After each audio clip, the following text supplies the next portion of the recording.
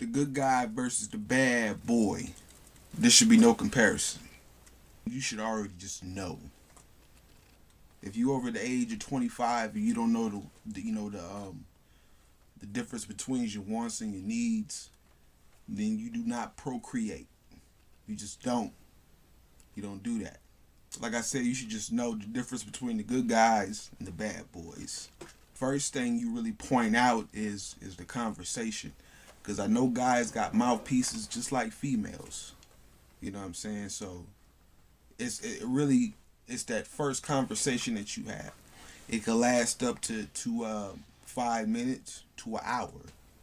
And you'll know for sure whether or not you either want to befriend him or her, or you want to associate with him or her. And at a certain age, you just know these type of things. Everybody works in different ways as an individual. But up here, that's something else that takes on its own form of life in science. You know what I'm saying? So, you should know whether or not dude's on DL, or if he's a waste of your time, or if she's a waste of your time. You know what I'm saying? Or if they're just casual daters, or they are open to open relationships and stuff like that. Because the saying is that, the nice guys finish last. I'm gonna go into that. You know what I'm saying? Because I'd rather finish last than to not finish it all. Now, if the nice guys finish last in the saying, then that means that the bad boys finish first. But to me, in my opinion, that's just the bad boys dying off first. They not finishing nothing. You know what I'm saying? They cutting corners until they run into that dead end. So those are the bad boys. You know what I'm saying? But you still got that double, that it's like a double line tantrum. You know what I'm saying? Something like that, or in that sense, or whatever. Because he could be a bad boy, but he could also be a nice guy. With most nice guys, in order for them to be bad boys, you have to do something to bring that out of them. You know what I'm saying? Also, it's the circle that you click around with. If you got a huge circle of people that you associate with, then you're gonna be accustomed, to that environment and that territory.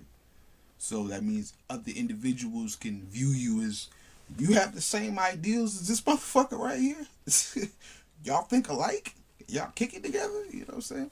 But most people don't know the difference between associates and friends, though. That's where you get the good guy and the bad boy. You know what I'm saying? So, and like I said, you know what I'm saying, the good guy can be a bad boy. You just have to push him there. The bad boy can be a good guy. That's just that you might have to work on that as a woman. And that's for the women. But like, I can't really speak on for the men, even though I am a man. I'm used to dealing with the opposite sex. I've never been with a man. I've never had interest in a man. I don't care about what other men do with other men. As long as it's not, directed towards me. And I'm straight. I'm cool. You know what I'm saying? Just like goes for women. Like, most women are known to be bisexual, bi-curious, lesbians, and everything like that. I don't know what it's like to be a woman. I'm not inside of a woman's body. And I will not ever in my life, in this lifetime, know what it's like to be a woman, just like a woman won't know what it's like to be a man. No matter how much, steroids he take, or how many operation dude gets, he'll never know what it's like to be a woman. Because women give birth and men don't. You know what I'm saying? It's just self-explanatory right there.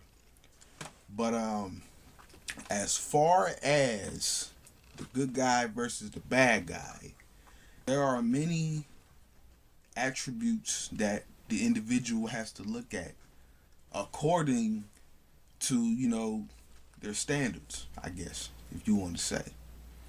So, if you want to go ahead and look outside the box, you got to look at your location, where you been, where you at, things like that. Because it's it's hard to dwell on certain things, especially when you've already experienced them. You know what I'm saying?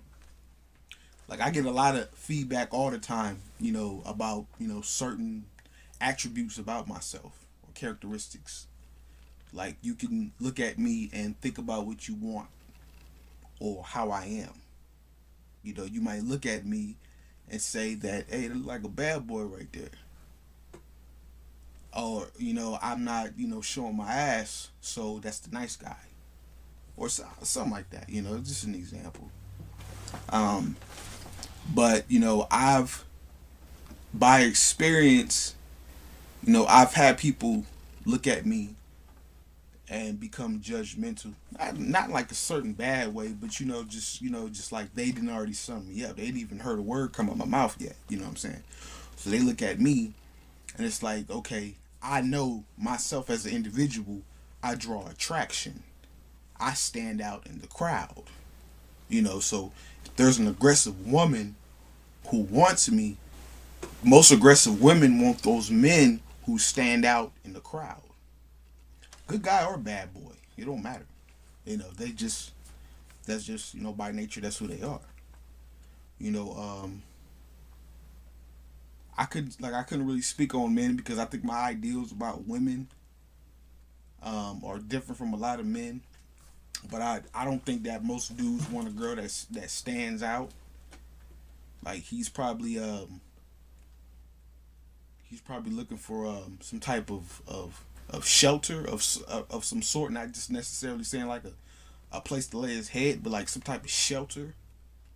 It's I don't know if it could be emotional, mental, um, verbal. It could be something in the past. We ain't born into the world as adults. We all got to go through that experience.